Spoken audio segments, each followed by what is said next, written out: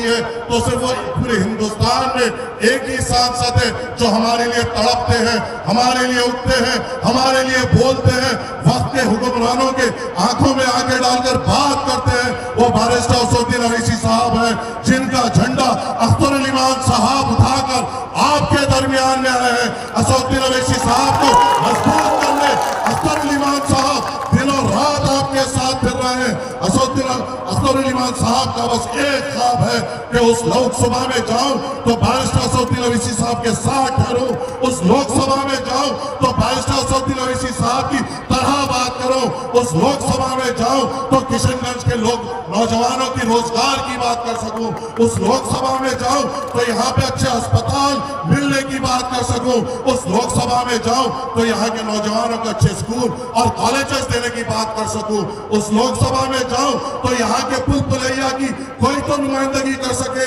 उस लोकसभा में जाऊं तो वहां पे सीमांचल की बदहाली की कोई तो बात कर सके, उस लोकसभा में अगर अख्तर अली मान जाएंगे तो हमारी हिम्मत जाएगी, हमारी ताकत जाएगी, एक बेबाक लीडर जाएगा और एक बेबाक पार्टी का एक सिपाही जाएगा जो वक्त के हुक्मरानों के सामने ठहरकर आपकी बात करेगा।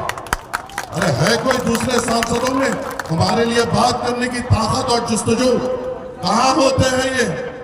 अरे हम पर बार बार इल्जामात लगाते हैं।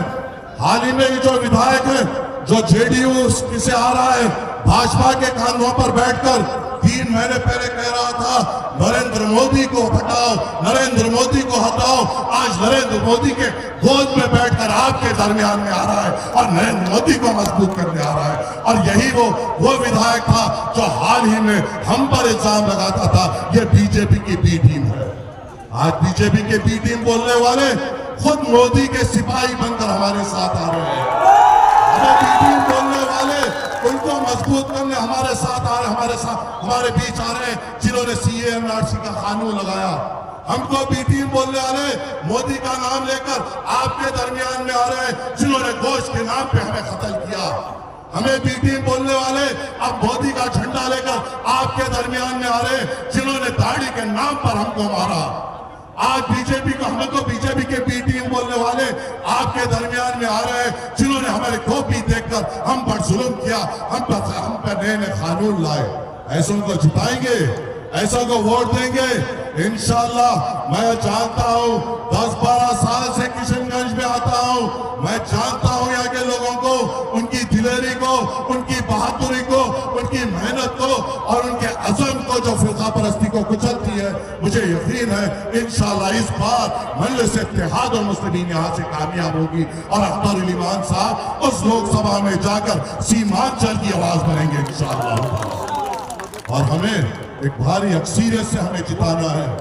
आने वाला चुनाव विधानसभा का है, उसकी बुनियाद अभी रखनी है इंशाअल्लाह ताला, उसकी बुनियाद मजबूती से अभी रखनी है ताकि विधानसभा आते आते हमारा इनकलाब आगे बढ़े और हमें ताकतवर पार्टी बनकर उभरे। ये आपके ऊपर जिम्मेदारी है।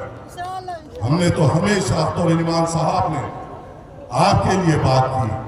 अख्तर अली मान साहब को जब भी मैंने विधानसभा में बोलते हुए देखा, आपके लिए बोलते हुए देखा।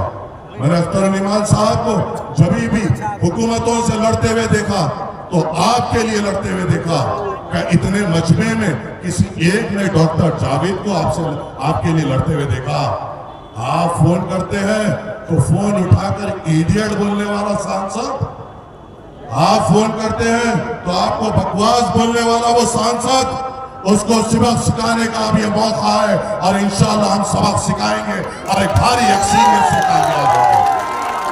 मैं साफ तौर से कह रहा हूं, मैं दीगलबैन जा चुका हूं, ठाकुरगंज जा चुका हूं, दहरागाह जा चुका हूं। बहादुरगंज में ये आपका जज्बा बता रहा है, चाहे पोठिया हो, किशनगंज हो, पैसा हो, अमूर हो, कोचा दामन हो, डगरवा हो, भैंसी हो, हर तरफ अब के हवा नहीं चल रही जो हम रुकते थे। अब के मजलिस इत्तेहादुल मुस्लिमीन का तूफान चल रहा है। इंशाअल्लाह ये तूफान हमारे पतन को बुलंदियों पे लेके जाएगा और हमें हमारी एक बेबाक आवाज देगा।